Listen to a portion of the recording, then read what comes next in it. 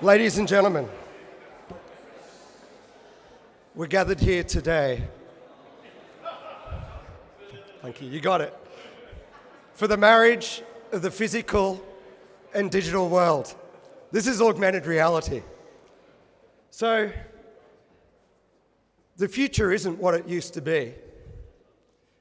And the future is here now, but it's just not evenly distributed.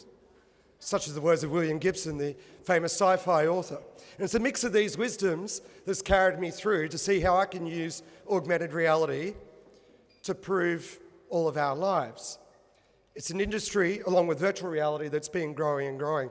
Now, when you see a speaker with a picture of the Earth behind them, that's a pretty profound moment, and you're welcome to take a lot of photos as I pitch myself to TED Talks. But there's another point to this slide. And this is a greater perspective, because when we went through the agricultural ages, land was scarce. We moved to the next stage, the industrial age, minerals and materials and capital was scarce. We're now moving into a world where the advertising marketing industry, the communications industry, is $600 billion plus. What is scarce? Attention. Engagement. So, this is where we're heading, the experience economy. It's easy enough to get attention. It's bloody hard to get engagement. So, I'll put an example to you. James Sutherland, the famous ad man from the UK. A few years ago, the UK was debating in Parliament a $100 billion spend on a rail line that would get people to London 15 minutes quicker than they otherwise would. $100 billion for 15 minutes quicker. So James Sutherland thought, well, how about instead of spending that money on a new rail line, let's slow down the existing rail line by another 15 minutes, use that money to buy all the supermodels in the world and all the alcohol, get people drunk on the way to London, and sell them products. There's your boost to the economy. So it's interesting as we have this trade-off between efficiency and engagement. More often than not now, despite whatever logic, engagement is winning, even over efficiency in many occasions. So what are the three things that kind of guide me and others in creating augmented reality experiences which improve our lives? The three questions. Is this the real life?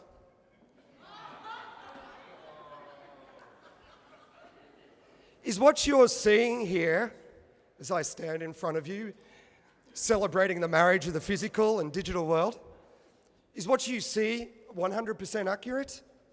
Let's talk about that in a moment. The next question, who are you?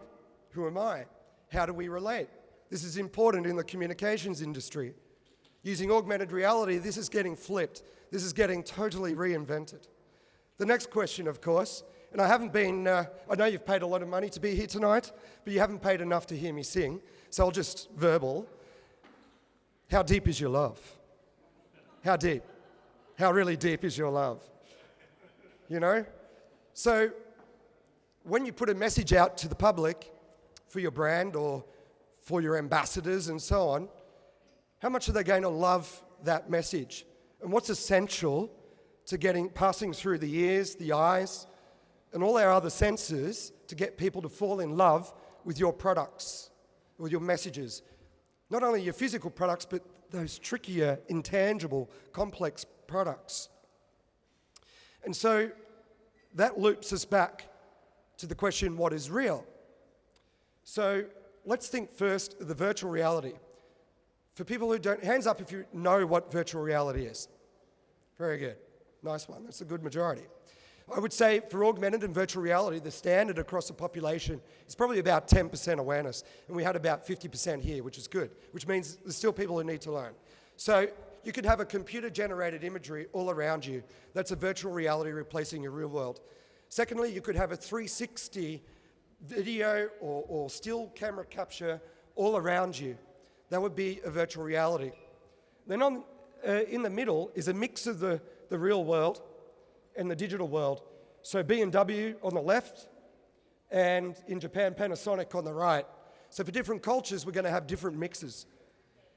But I want you to watch the center of the next slide, because we're going to have a lesson about reality. I asked you, is this the real life?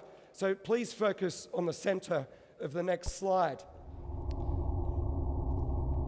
Some of you may have been worried to bring your recreational drugs with you tonight, given the venue. I thought I would fill in that gap. And who knows, this may even be a threat to the pharmaceutical or the recreational drug industry as we learn to play with our eyes. But for 30 seconds, focus on the center there, and I'm going to have a little bit of a gift for you. What you're looking at in front of you, only 30 to 40% is making its way back to your brain. Who's getting the swell of the stars? Yeah?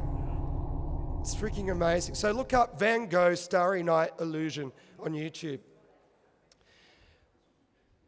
If we analyze the electromagnetic waves, there's about 1 trillion parts, but what we see is only 10.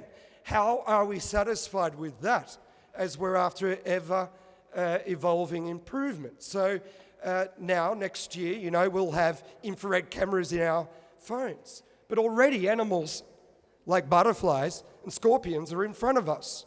They're having like infrared and ultraviolet sensors of the world. They can predict earthquakes and rain and all sorts of things ahead of us. So as we have our hardware manufacturers, Oculus and Facebook through to Samsung and Apple, we're starting to analyze the world and see the world. At the moment, your mobiles, your most personal accessory, is seeing the world more or less with one eye. And soon that's going to be matched by burning the world. You used to dub cassettes, burn DVDs. Now we're going to kind of burn the world. So as you hold up your phone there, next year, you'll be seeing the world in 3D. And then you'll be able to map the world and overlay people or furniture or whatever on top of that.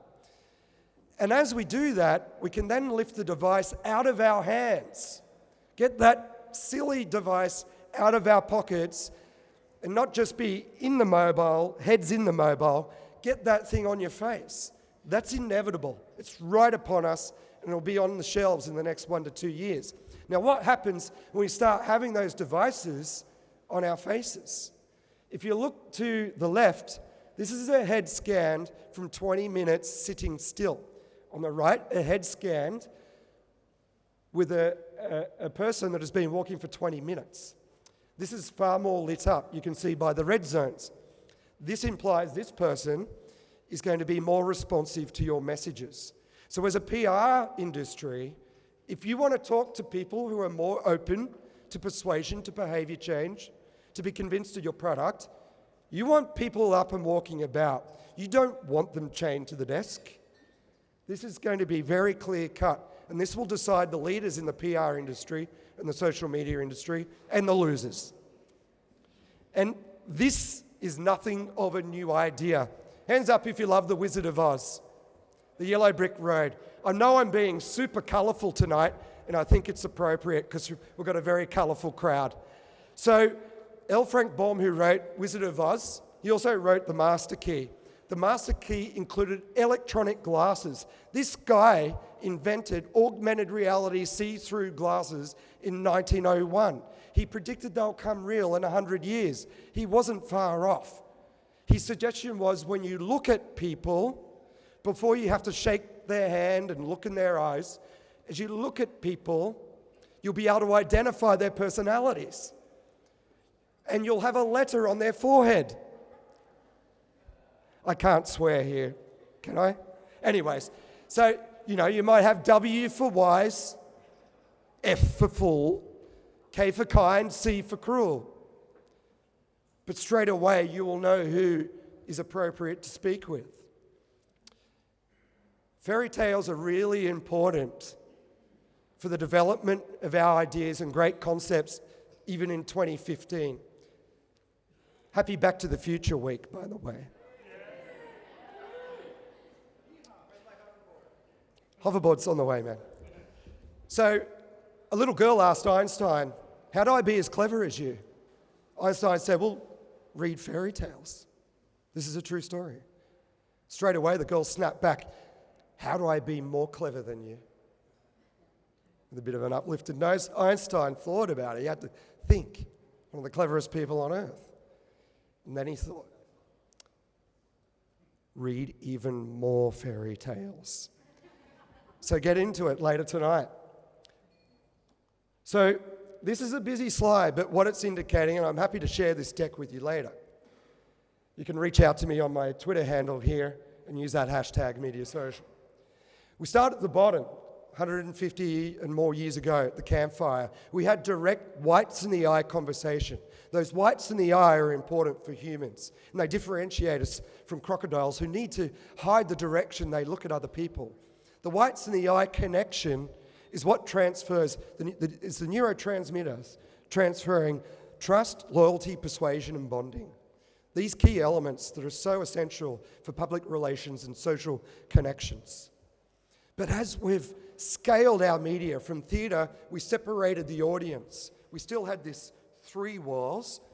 The 4th wall was open. But then we went to screens, the cinema, TV, PC, mobile. We cut off people with that 4th wall. It's a real wall. You do not really get that whites in the eye conversation, which is why our friend Zucks has spent about $2 billion, which is why Google have spent $500 million on Magic Leap, which is why other few $billion have been invested in augmented and virtual reality, and particularly eyewear, and it's right upon us. And so now, with augmented reality and virtual reality, we bust through, particularly augmented reality, we bust through this 4th wall. We blur that wall. This is an amazing time in history. Consider it. All the media we've consumed, even people like Spielberg and Lucas, who have the most intellectual property in the rectangle screens. They've told people we've got to get away from rectangle screens. And guess what? I don't know who of you watches Jimmy Fallon, but this is case in point. When he brought on the Sony PlayStation Eye, he had these little robots playing and he just got sucked into it. He forgot his script. He was so into it. Inherently, augmented reality is a participatory media. Tricky word after a couple of wines. I'm up here to give it a go. And of course, IKEA invited us to see what our furniture would be like in our own homes, our own psychological space. Most of us would have been on domain.com.au, realestate.com.au. We would have checked out property prices. And we know how things are in New York and Singapore and Oslo, Norway and what have you. Very expensive property prices per square foot, per square metre. But there's nothing more priceless as you look down to your feet and look at the 1 to 2 metre radius of your personal space. That's the most expensive property. And you take it with you everywhere. And when you invite people or things into that space, you're actually kind of making an investment. You're opening the doors. You're opening up a bit of a trust level. Augmented reality is super powerful this way against the lean-back iPad experience and against the remote TV, drudge and dreary. But there's more. This is not a Demtel commercial. There's the personalized experience. Over on the left, we see what IBM proposed. 58% of consumers, they want product information in the shopping aisles. So here you can imagine for celiacs and for vegetarians, I want to be able to go straight to my items. I don't want to have to stuff around with stock that has like chicken stock in it, just a minuscule. I want to know what items I can shop for. I want to know where Jamie Oliver tells me to shop. I don't know if anyone's quit sugar, but Sarah Wilson might be able to tell you where to shop in Woolworths or Coles. On the right-hand side, now, I've got a couple little of my own prizes to give away for the ladies or for the men doing some charity work at the moment. These are augmented fingernails. Talk about personalization. You're able to put these fingernail covers on and experience personalized animations and messages. It's called Metaverse Nails. There's a poster of it on the back wall. Now, it seems appropriate, but for the people who scream out, since my company's Augmented Reality OMG, whoever screams out OMG the loudest, this one's yours. OMG! Let's have another crack. That's a good one. Catch. Wow, that was awesome. Give that lady a hand. Beautiful. We'll get that on action replay. So we're moving into another time when, to a point, we'll experience digital over the real world. Now, 5 years ago, AR was accused of being gimmicky. And that's because we didn't understand local lighting conditions. We just overlaid 2D stuff on the real world. Now it's getting real, really real. And we're starting to be able to not distinguish between the digital and the real world. So this is a mix in an office environment and a visualization of the solar system. This is a company called Magic Lit, which is doing great stuff. But there's another factor with augmented reality. In the online media world, there's been a lot of click fraud and a lot of click farming. In augmented reality, you can't fake it. You have to physically experience augmented reality. And the other thing is, because you're opening the camera, we know from what angle you're looking at. We know what parts of the event you're experiencing. There's a ton of great analytics. Speaking of which, the metrics of the old days have really cost this industry. Also, the user flow. In the early days, a lot of the C-levels used to fumble augmented reality. And so we had Mihai Csikszentmihalyi. I don't know if any of you know him, but a great social psychologist. And now we're moving into the flow area. More people are knowing how to manage an augmented reality experience naturally. High challenge, high skill levels. And then, of course, we've got this agency tension. And augmented reality skills are starting to move into the safety zone. And so there's some special stats that help underlie the reasons the G5 of the internet have invested big in this space. 100 parents had a visualization, a 2D brochure visualization of this toy. 100 parents had a 3D augmented reality experience. 64% greater likelihood to buy if you had the AR experience. You had a 33% higher perceived price if you experienced the same product with augmented reality. Isn't that worth spending and budgeting and reallocating another 10% to augmented reality? I would say yes. And of course, stats from Westfield, Accenture, across the board of retail suggest the same. Because there's touch, storytelling, neurolinguistics, and risk management, because you're getting to see and trust what you're about to buy. And of course, locally, we have our example as well. Toys R Us. This is a path to purchase story as well, from catalog to in-store. So with augmented reality, you activated the catalog, the cool giraffe pops up, and then in-store you get to complete the game. A beautiful driver with a global rollout next year. But that's toys, right? What about the serious, intangible, complex, technical, communications stuff? The same company, Kaleido from Sydney, managed to achieve 250 leads at the Gartner Symposium. 30% of the conference attendees downloaded this AR app. 1,250%. That's the number they beat the campaign aim by. This stuff works. It's in the safety zone now. A good marketing brain using augmented reality with a good PR team will get these kind of results consistently. And then we go further. How about we condense 200 years of health and wealth data into 4 minutes? I'll give you about a 20-second look at one of my favorite people on earth, Hans Rosling from Sweden. And he puts it classically. Visualization is right at the heart of my own work too. I teach global health. And I know having the data is not enough. I have to show it in ways people both enjoy and understand. Now, I'm going to try something I've never done before.